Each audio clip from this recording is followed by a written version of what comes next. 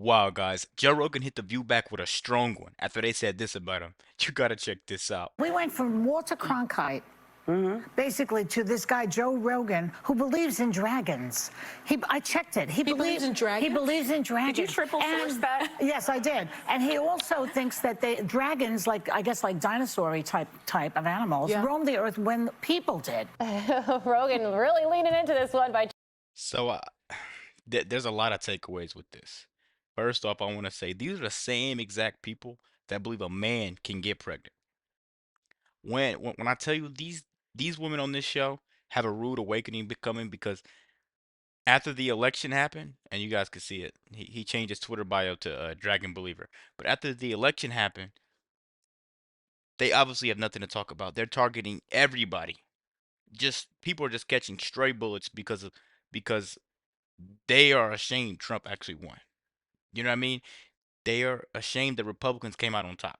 We knew who was better for us, and we knew who to vote for. Let's keep going, guys. I don't want to pause it too much. Changing his ex-bio to quote Dragon Believer. Joe Concha is a Fox News contributor, and he joins us now. Joe, this is so up Joe Rogan's alley in terms of what he finds funny. To first of all be called a Dragon Believer, and also to be accused of being an unreliable source of information by the ladies of The View. So what is your reaction to all of this? Oh, yes, Carly. We should absolutely trust The View and not the guy who revolutionized the world with electric cars, SpaceX. I could go on with the accomplishments of Elon Musk. I have a question. Do stupid people get to a point in life where they realize that they're, stupid? Because this is what panic sounds like in legacy media. I've said this before in this program. It's worth repeating again. Because it's so disturbing. The View is under the ABC News umbrella.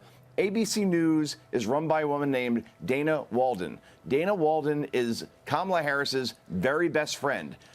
They lived right near each other in Brentwood, California when she was a senator there. Dana Walden set up Kamala Harris on a blind date with Doug Emhoff, who she obviously is now married to. And now this is what the result is of Dana Walden running ABC News. You have people like Joy Behar and Whoopi Goldberg under the ABC News umbrella losing their minds on a daily basis. And people don't know that the ABC, they, along with CNN, they're about to get hit hard after January. I'm telling you guys, February, March, we're going to see some crazy stuff go down. And I'm just happy to be here and a part of it and on the right team. That's why I love the amount of love you guys show. I love the comments. You know what I mean? I love this. I just love life right now. Let's keep going. And it's actually kind of fun to watch. But at some point, people are going to be like, all right, I don't want to listen to this anymore because, quite frankly, I can't trust you people because you told us that Donald Trump was Hitler, and now apparently Hitler is going to be the 47th president of the United States. Go figure. Well, at some point, I would argue that point is already here. I mean, look at the ratings from the election and beyond. I mean, people are not watching this stuff, and I broaden that out to all the mainstream media collectively. I'm going to take a different tact on this, though, Joe. Shouldn't conservatives be celebrating this kick? I heard that was crazy. I heard a quote one time. It went like, when your enemies are making mistakes, don't interrupt them. They're saying they want to go after Joe Rogan, and you come at him about dragons. You're talking about a guy that is on a network that's getting more exposure than you. A guy that's getting more views than you, that's a reliable media source than you.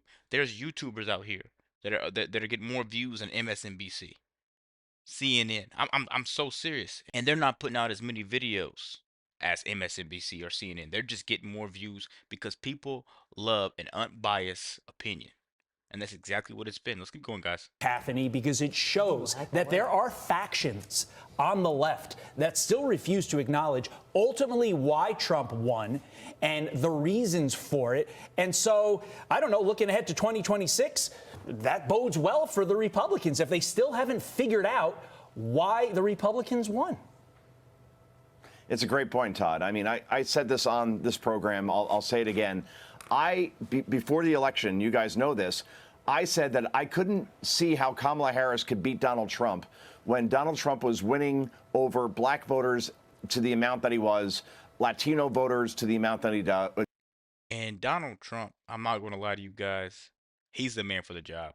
But Kamala Harris, I think it would have been a little bit closer if they could play the black people a little bit more how they were trying to. They had all the rappers, they had all the artists, all the people that are living under a rock and that are following the Democratic plantation with a blindfold. Those are the people that that that they miss. They miss a lot of those people. They missed a lot of those people. I'm telling you, they just I'm telling you, they fumbled big on this one. He won the popular vote electoral. Come on, man. Let's keep going. That he did. Obviously, we also had the union voters, rank and file. He was winning those over as well. We saw the Teamsters in terms of their internal polling that he was winning there big time. And when you win those three Democratic strongholds, the Democrat nominee, in this case Kamala Harris, didn't have any chance. So yeah, that's the thing. Like, they should understand that Donald Trump won for a reason, that he resonated with the very viewers that they seek to bring in. And yeah, I'll leave it there, that Trump resonates with people, while people like Joy Behar and Whoopi Goldberg, what? Went after a Staten Island bakery because they wouldn't make her a cake because their boiler went down? I mean, come on. I mean, this is insane. And at some point, people are going to be like, all right, I'm done with you guys. I'm done. All right, really quickly, continuing with the post-mortem here. Here is former NBC News anchor Brian Williams. He was on with Seth Meyers last night. Watch this. It is tough love time for the Democratic Party. I think it needs to be stripped down and rebuilt. I think it's insulting when members of the working class, which the Democratic Party has lost entirely in our lifetimes, to insist the economy is doing great. I think the biggest unforced error of the Biden administration by far was the border. To tell people it's not a problem is insulting. He also said that he wants to know whose idea it was to have Joe Biden run for re-election at a 38% approval rating when he is the age that he is. I'll be quick, guys.